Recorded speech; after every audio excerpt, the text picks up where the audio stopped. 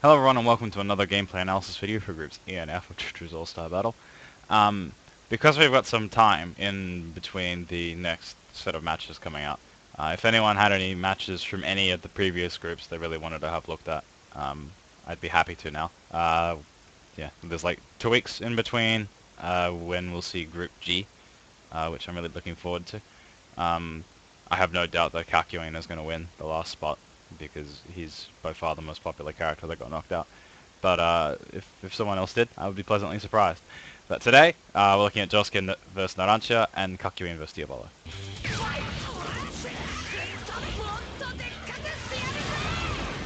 So just then quickly, this isn't really that important, but he did super cancel the bomb thing before the move actually came out, which means that as we've seen, with Kira whiff cancelling a special, so we already did know you could whiff cancel things. Whiff cancelling a projectile is kind of neat for projectile wars, but it's more assumed you can whiff cancel projectile. That slide is a special follow-up to the spin. You don't actually have to do it. Yeah.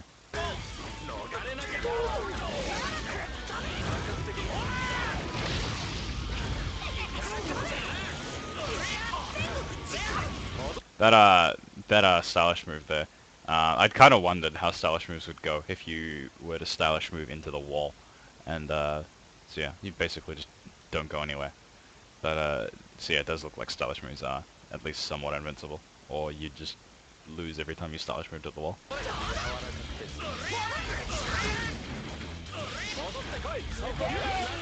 So this is something kind of cool that I wanted to look at. That move, it's hard to tell if it's that move specifically or if there's other moves that involving Aerosmith. But that move at the very least is projectile invincible because it went straight through the bubbles and hit Jo2suke. So even though it doesn't do that much damage, the fact that against a character that should be winning a projectile with Narancia, you could just do that move and go straight through and hit them and get the knockdown on them is kind of cool. It definitely gives them an edge in projectile battles with other keepaway characters.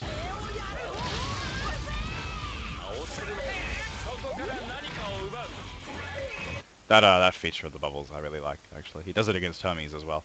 It's that if you jump into the bubbles and get hit by them, you'll only get hit by the top half of the bubbles, and so the bottom half will keep going. So I'm not suggesting that they're actually a practical anti-air, though it does look like they are. The shaving move's probably a bit better, but yeah, it does let you keep going even if you anti-air with them, which is pretty cool.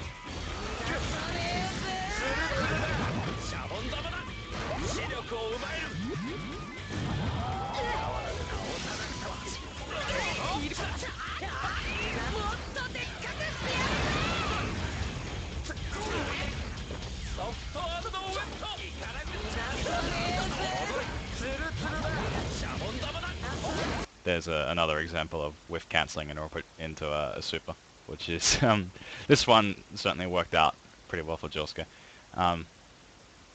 Yeah, this Jo2suke and Jolyne are probably the most useful for doing it because of the range they have.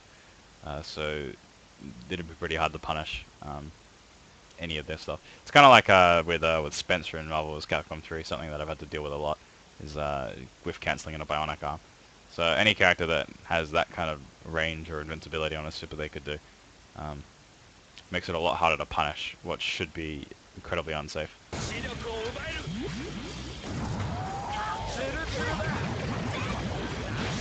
But yeah, as Jo2suke has it slightly better than Jolyne because as you see here, he whiff cancelled into a super and then got a combo afterwards because of the crumple. So yeah, you'll really have to watch out for that against Jo2suke.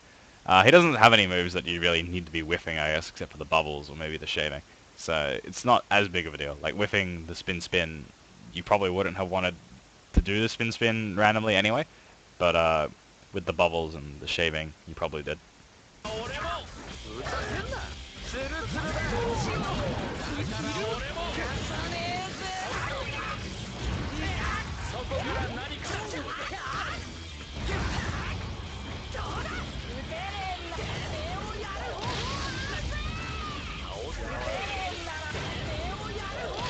So yeah, the Aerosmith flies pretty far forward while still being active with that move, so you definitely could use it to go through projectiles. You wouldn't have to be at sort of a close-ish range to do it.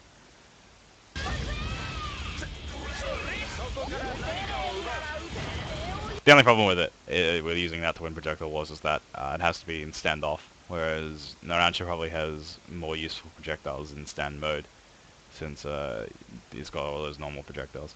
So, yeah. But it doesn't look like it's that hard to just turn off your stand and do it.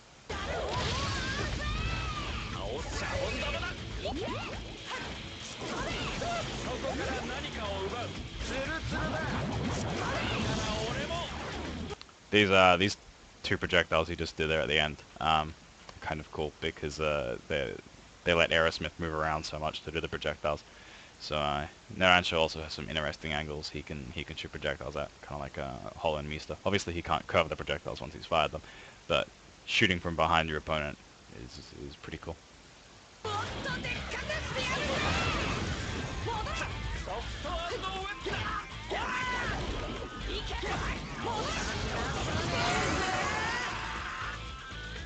So yeah, just at the end there, as you saw, Jo2suke's auto is probably unsafe, like Jono's. I'd have to see if either of them could stand rush it. Otherwise, it's probably not going to be that useful of a move, unfortunately, for the two of them. But Jo2suke's probably a bit more useful because he can end in that grab throw kind of thing that he did the funsies, so that gets you something. Oh, and Jono can Muda as well, I guess. Yeah. So the main thing I got from this match was that Narancia's fly-in move goes through projectiles. Because Narancha didn't have to deal with any other really heavy projectile users in this group, it's hard to tell if Aerosmith has any other moves that go through projectiles. It's pretty small as well, so even if it does have if that's the only move where it doesn't get hit by projectiles, because it's so small, it'll probably dodge projectiles and other moves anyway. Like the one where it goes to the ground, like the low tiger shot type angle from like down here. That one's probably going to go under most projectiles. So yeah, and flying over as well. There aren't many projectiles that go up sort of here, unless they're in the air horizontally. So don't have to worry about that there either. So yeah, Narancha does look like a pretty cool keepaway character, which you kind of expect, I guess, with that, since his stand can't actually punch anyone. Yeah, Jo2suke didn't do that much, because he kind of does his everything in every match, which is pretty cool. So, until one of the AI starts stand rushing, it'll be hard to learn any of the sort of deeper stuff for the stand users. Because all the Ripple users do use their EX moves and their Ripple breathing and everything. So, we get to see more of their stuff, apart from just normals and specials. Yeah, the bubble move continues to look good. Bubble projectile, I should say. He does have multiple bubble moves. Yeah, it does come out really fast. Like the bubbles start coming out even if he hasn't recovered anywhere near that point. And they don't spawn at the same time, so you don't get the full thing. But you could probably use it as an anti-air if you wanted to for some reason, because those top bubbles come out the first. I feel the shaving move is probably designed more to be an anti-air than the actual projectile. But yeah, we'll have to see. We didn't get to see that much of the shaving move, so it's a bit hard to tell. This next match though, I did so much ranting about. Oh, that's a bit early. I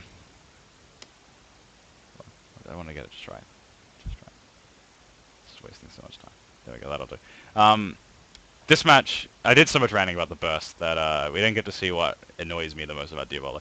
I don't think he'll be too over the top, but as someone who really likes to play characters with projectiles, this kind of makes me a bit sad.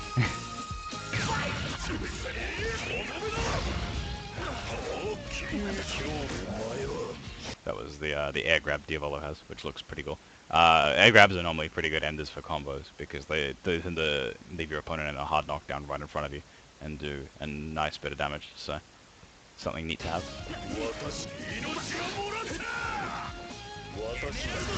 So this was what makes me sad about Diavolo. As someone who probably wants to play Whole Horse Day 1, or Kakyoin, or Mista, or Narancha, or any of those characters, Diavolo's ability to counter projectiles and then just run straight through is kind of a little saddening, because projectile counters, unlike most projectile beating moves, like say Chun-Li's super you have to do on reaction to the projectile coming out, so that you can hit them and punish it. But this move, because you can't punish them, like you don't have to wait and try and react to the startup of the projectile. You react to the projectile hitting you, so you've got plenty of time. Like reacting to Emerald Splash at this distance, is a bit harder than what it needs to be because you don't really need to use it here. But if you're full screen, you've got so much time to react to the projectile, counter it, and then just run all the way in, and then bam, you're straight in. But it's still okay because most of the projectile characters in this game don't look like they're dead right next to you.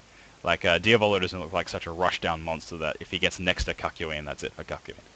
Kakyoin, I imagine, can still handle himself with Diavolo right in front of him. But yeah, it does make me a little sad that I won't be able to do any cool projectile keep-away stuff in this game against Diavolo because he'll just counter it and run in. It's a bit harder with Whole Horse and Mista, I guess, because of how fast the projectile actually is. But still shouldn't be difficult to react to. So yeah, Diavolo kind of just gets a free in against projectile characters. It probably is balanced by the rest of his move list being a bit mediocre, like I've been saying. He might not actually be able to do much once he does get in. He might just get that one mix-up, and if that's blocked, that's it. He's done again. But yeah. It is a little amusing that he can skip time while time is skipped with that dash. But yeah. As has been said, no one else actually knows it happened, so it's basically just animation at that point. He would have run the same distance anyway.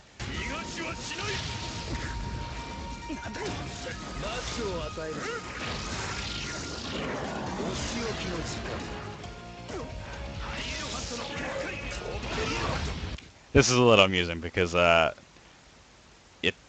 Diavolo's arm goes right through the trap during that animation. It actually clipped through one of the tentacles at one point.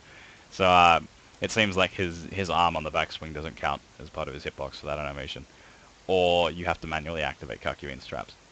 I'm probably gonna go with the swing back on the arm, not really counting.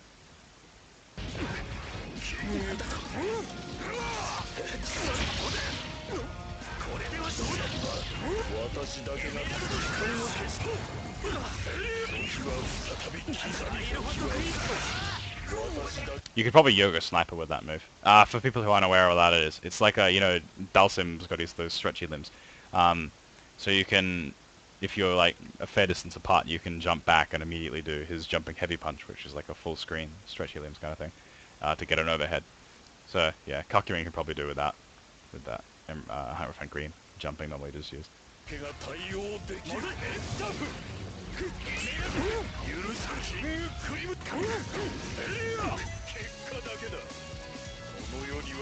That was a cool cross-up, by the way. But the important thing here is that Diavolo is taunting and Epitaph isn't going down. During Group B, ACDC did unmarried. It's too much. He's crying. And his heat mode went down while his animation was playing. So either the counter moves that go into a sort of taunt, like the crying or Joseph's Your Next Lion is, either they don't count as a taunt, and that's why they drain the timer, or they've changed it since Group B, possibly because they felt it was a bit sad for ACDC. If they have changed it already, then that means that's cool. They have actually been doing a ton of work for balance. Well, not really balance, but I guess more of like feel-good mechanics. It always is a bit sad to lose time on your mode in any game because of some cinematic that was necessary. So yeah, now you don't have to feel bad about taunting just because you're an Epitaph.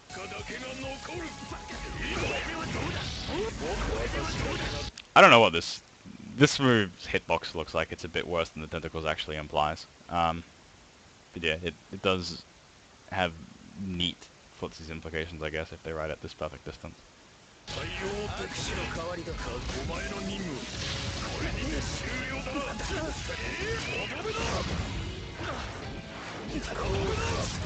Oh, just then, actually, I should have mentioned this. Overheads are inherently better in games where you can chain into them. In Street Fighter and stuff like that, because you can't chain into an overhead, if you've blocked a string, you know you've got time to like kind of interrupt the overhead, I guess. They can't really block string into the overhead. But in games where you can chain, like in Marvel or BlazBlue or Guilty Gear, where you can go like, you can cancel the normal before into an overhead. That makes the overhead better because you can do it much safer than you could in Street Fighter. I don't know if you can chain into overheads in this game, but Diavolo's is a special, so he can special cancel into it, which makes it better than it would be if it was a normal. So you have to account for that in its speed. It's probably a bit slower because of the fact you can special cancel into it.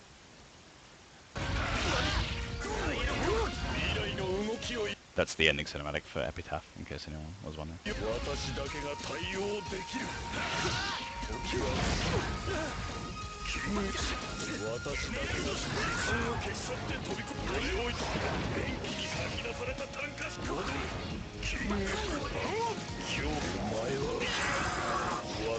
Since that move, I'm pretty sure is an air grab. It looked like Diavolo just juggled into it, so yeah. Should be a good ender for combos for him. Once he gets in. So yeah, this is probably what I feel is Diavolo's main asset for me. Obviously not everyone likes to play characters as projectiles like I do, so it's not going to be a big deal for everyone. But yeah, his ability to meatlessly get in is just probably more important to me and the characters I like to play than the burst. Because he's in the top 16, hopefully we'll get to see more of his move list and see if he can actually punish things with the burst. I'm sure he can't. I have such faith in CC2 now after the changes they did to Jono at the Loke tests and stuff. Yeah, I'm sure it's fine. Kakyoin though, Kakyoin's hitbox is kind of like a little smaller than the animations would imply, like with the trap and the move that comes from the ground, which is a little sad, but I guess it kind of has to be expected when your stand can unravel like that. He still looks mostly the same, to be honest, even in this match as well. Even though he doesn't have that kind of slow dive kicky thing he used to have. I don't think that was ever really important without the vortex. Without the webs being able to wrap them up after you do that for this instant overhead into full combo, it was never going to be an important move, I feel. So yeah, I imagine we'll get to see more Kakyoin in Group G. Kakyoin doesn't have a good record against people who are named Dio, or against people with stands their control time, given this match right here. So I don't feel like Kakyoin has the best odds of winning Group G. But I'm sure Kakyoin fangirls are just masochists who love to see him get beaten up by final bosses. So I have no doubt he'll get in. If he doesn't, it'll probably be Joseph or Jono, who I'd both like to see more of, but we'll probably both get beaten up by Dio and Pucci anyway. So, yeah. If anyone has any requests for matches from any of the previous groups that I didn't do for whatever reason, please feel free to request it. If things are happening in that match, I'll be sure to look at it. If it ends up being a boring one, like Joseph vs. Akira, please don't request it in the first place. Thanks for watching.